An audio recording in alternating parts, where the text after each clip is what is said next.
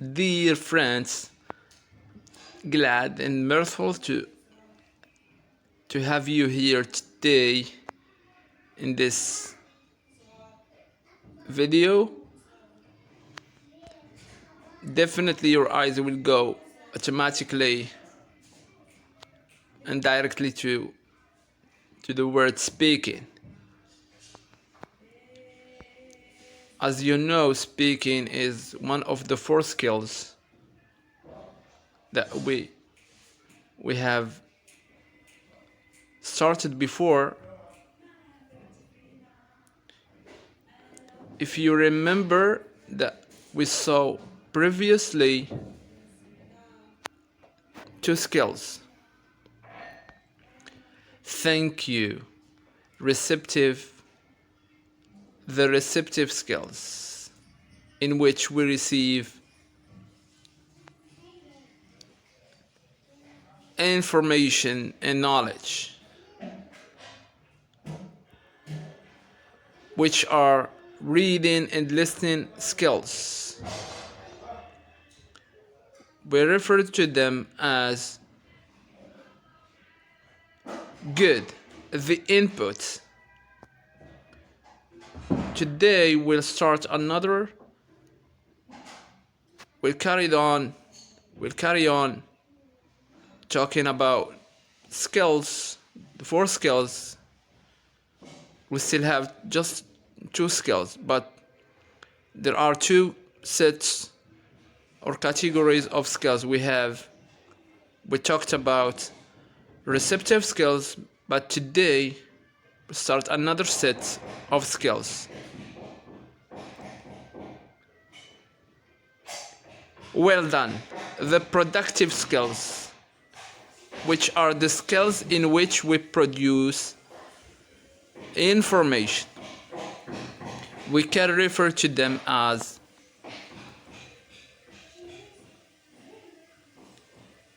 thank you, the output. One of the productive skills here is speaking skill.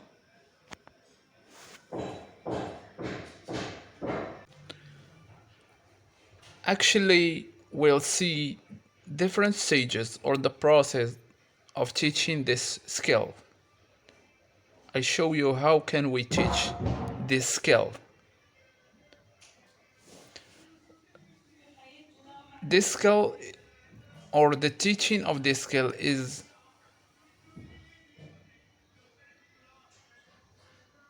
going through 4 stages. The first one is just like a pavement, is a warm-up, and the second one, just you add a prefix, thank you, prespeaking. The third one is while speaking. The fourth one, well done, is post speaking. Let's go through it to go deep into each stage, give details. Let's start with the first one, which is grateful to you, is warm up.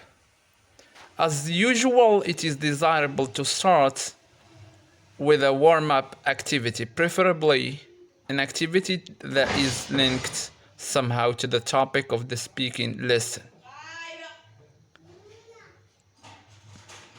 You start with a warm-up activity. Is important. For instance, during my oral exam, I was supposed to teach speaking with focus on the theme health and health issues, health problems. So as a warm-up activity, I pretended to have some health issues and told the students to guess what the illness is. This is the warm-up activity. Let's go directly to this second step or stage, which is Prespeaking. In this stage, having both revised some lexical items related to the topic of the lesson and created a favorable atmosphere for the learning to take place. Now it would be, this is the warm-up activity, to create a favorable atmosphere for learning to take place. Now, in this stage, it would be ideal to put students in the context. This is very fundamental thing you should do as a teacher. You create the context to put your students in the context of conversation or communication or speaking activity. It would be great if you ask questions like, when you are sick, for example, what do you do about it? You ask questions to your students. What should you do when you are sick? What should you do? Or what do you do about it?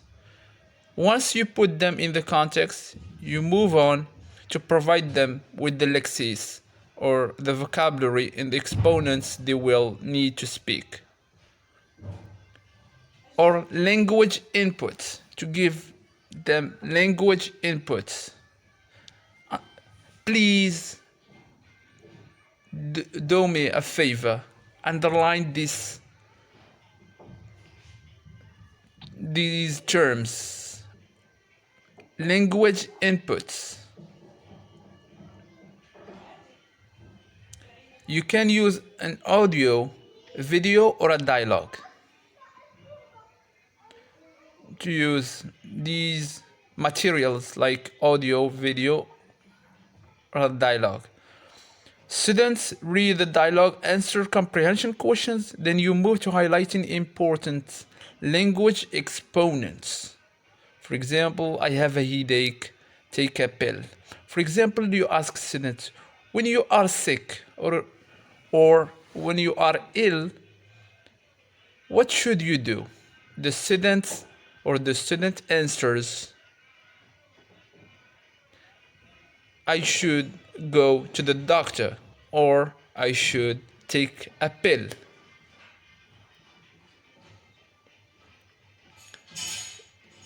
You make students aware of the language they need to speak by way of exercises or direct questions that elicits from them.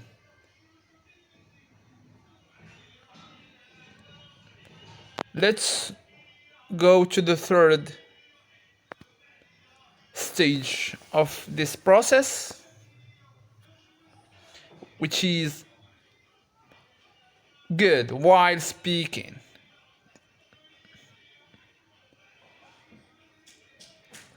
This is the intermediate stage. Now that the students are equipped with the necessary language to produce it. Actually, in Prespeaking, you try to help students with language inputs, with the materials they need to produce the language. You give them clear and specific instructions as to what to do and how. Also, you explain the roles. It is a role play activity. If there are any that students are required to play. For example, let's give an illustration for this. In my case, I gave students cards with their roles written on them. It would be even better if you provide them with cues. You are a doctor. You give them cues. You help them with cues. For example, you are a doctor. You give students enough time to prepare the dialogues and rehearse them if necessary. Then, before they start performing, you notify them that they should deliver a great performance so as to win the best performance prize. Motivation here is very important. You should motivate and reinforce your students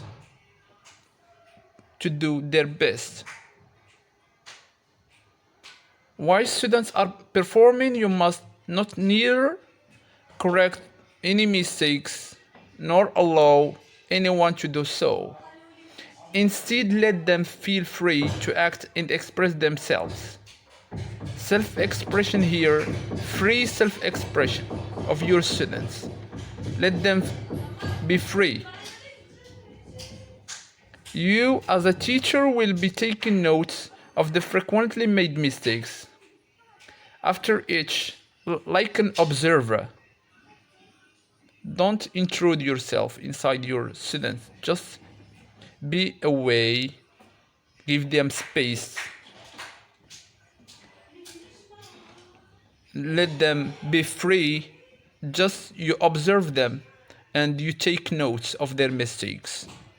After each performance, invite the entire class for a group upload. This will boost the effects of the performers and inspire others to stand up and deliver theirs. This is while speaking. Let's go to the last and the fourth step of teaching this amazing skill.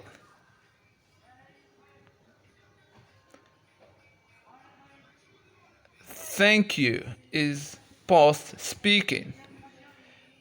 Previously, the teacher monitored closely the performance of students and wrote down the mistakes they commonly made.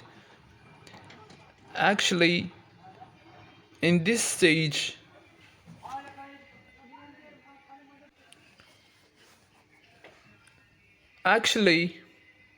the teacher corrects mistakes with students and sheds light on, shows some or indicates some the features of spoken language or paralinguistic features like intonation, stress, pitch, body language, body movements, hand gestures, facial expressions like these, which are very essential in communication, in speaking. Thank you. This is the end of this presentation. Thank you for watching and supporting me. And I appreciate your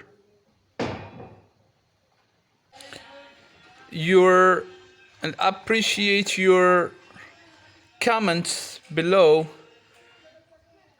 and I hope you doing well, and wait for me for other videos soon. Thank you.